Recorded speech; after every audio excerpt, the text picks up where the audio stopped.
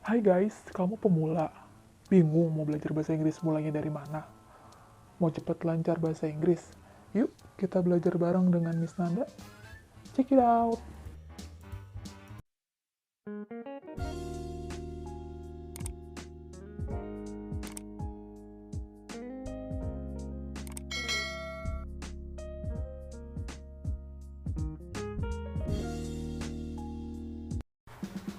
Assalamualaikum warahmatullahi wabarakatuh. Welcome back to my videos. Good morning everyone. How are you today? I hope you are always healthy and keep spirit.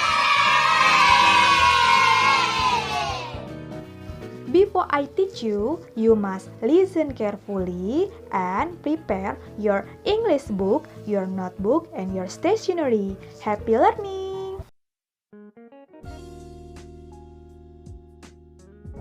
By the way, anyway, and the busway, siapa sih yang zaman sekarang masih belum kenal sama materi simple present tense? Pasti udah kenal dong sebenarnya, tapi kalian gak tahu aja cara penggunaannya gimana. Iya kan? Simple present tense merupakan salah satu grammar dalam bahasa Inggris yang mungkin secara tidak kita sadari itu sering kita gunakan dalam kegiatan sehari-hari. For example, contohnya, misalnya aja kalimatnya kayak gini nih, yang kayak ada di lagu. You are beautiful, beautiful, beautiful. Kamu cantik, cantik dari hatimu. Nah lo, jadi nyanyi Miss Nanda. Oke, skip. Karena suara Miss Nanda gak sebagus Seri Bell. Nah, kalimat you are beautiful termasuk dalam kalimat simple present tense. Nah, selain you are beautiful, ada lagi nih contohnya. I go to school by bus every day. Oke, kalau dilihat dari contohnya yang udah Miss Nanda sebutkan, sebenarnya grammar yang satu ini mudah dimengerti karena udah jadi bagian dari percakapan sehari-hari yang kita lakukan. Tapi, supaya belajarnya lebih paham, ada baiknya kalian harus pahamin dulu nih, mulai dari pengertiannya, rumusnya, kegunaan, hingga contoh simple present tense ya. Oke, gak usah basa-basi lagi. Check it out! Pertama, yang kita pelajarin adalah pengertiannya. Pengertian simple present tense kalian tahu nggak? Kalau tahu, coba kalian jawab. Buat kalian yang belum paham, jadi pengertian simple present tense itu adalah merupakan kalimat yang menjelaskan sesuatu atau peristiwa yang sedang terjadi sekarang dengan pola kalimat yang sederhana. Jadi, ternyata simple present tense itu memiliki dua jenis, yaitu nominal simple present dan verbal simple present. Waduh, pusing deh. Ternyata ada dua jenis ya. Tenang dong, gak usah khawatir, karena Miss Nanda akan jelasin secara detail tentang simple present tense, supaya kalian makin cerdas dan paham.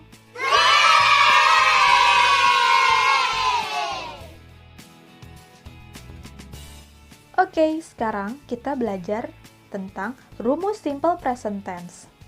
Karena ada dua jenis, maka terdapat dua jenis rumus pula untuk simple present tense-nya. Seperti apa rumusnya? Yuk, kalian harus perhatiin ya secara baik-baik. Di sebelah kanan Miss Nanda ada nominal simple present. Kalian perhatiin, di situ ada 3 rumus ya. Untuk kalimat positif, negatif, dan pertanyaan. Untuk kalimat positif, yaitu subject plus to be, is, am, or are, plus adjective or adverb. For example, you are beautiful. Untuk kalimat negatif, yaitu subject plus to be plus not plus adjective or adverb. For example, you aren't beautiful atau you are not beautiful. Untuk kalimat tanya atau interrogative, to be-nya kalian taruh depan sebelum subjek, yaitu rumusnya to be is am or are plus subject plus adjective or adverb plus interrogative. For example, are you beautiful? Untuk kalimat positif, yaitu subject plus verb 1 plus s or es plus object.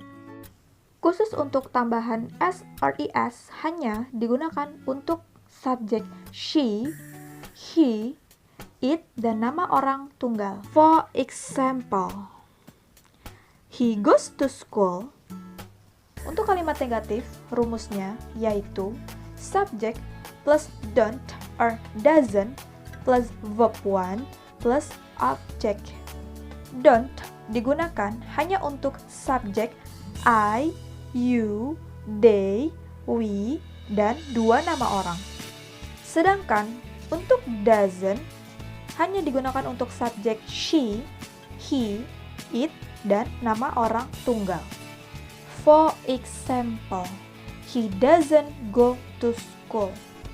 Oke, untuk kalimat interrogative, rumusnya yaitu do or does plus subject plus verb 1 plus object. Untuk penggunaan do, subjeknya sama seperti penggunaan don't. Sedangkan untuk penggunaan does sama, subjeknya yang digunakan seperti doesn't. For example, does he go to school? Yang perlu kalian ingat, tambahan partikel s or es setelah kata kerja pertama atau verb 1 hanya digunakan pada kalimat positif.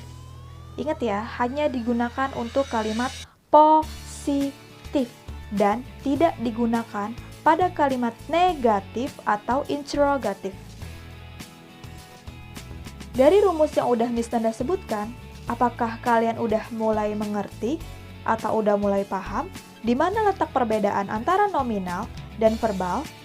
Silakan dijawab ya.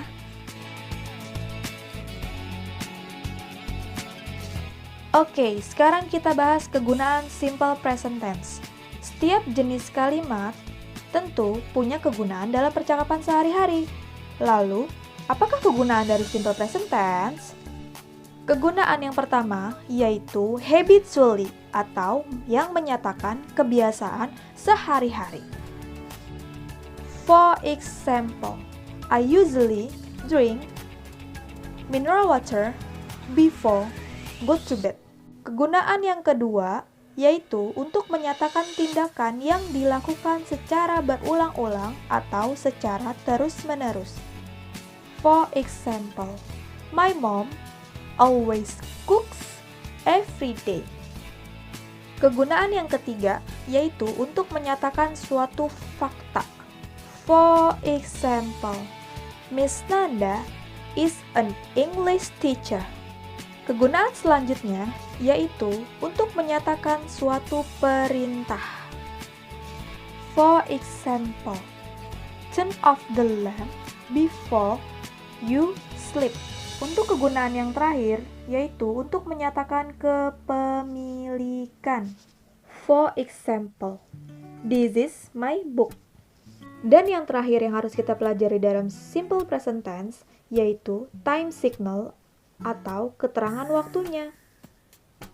Kata-kata yang akan Miss Nanda sebutkan biasanya digunakan dalam tenses simple present, walaupun tidak juga diwajibkan kemunculannya, yaitu every day, every week, every morning, once a week, twice a week, never, seldom, often, ever, usually, always, sometimes, rarely, on Sundays, at night, 3 times a day, and etc.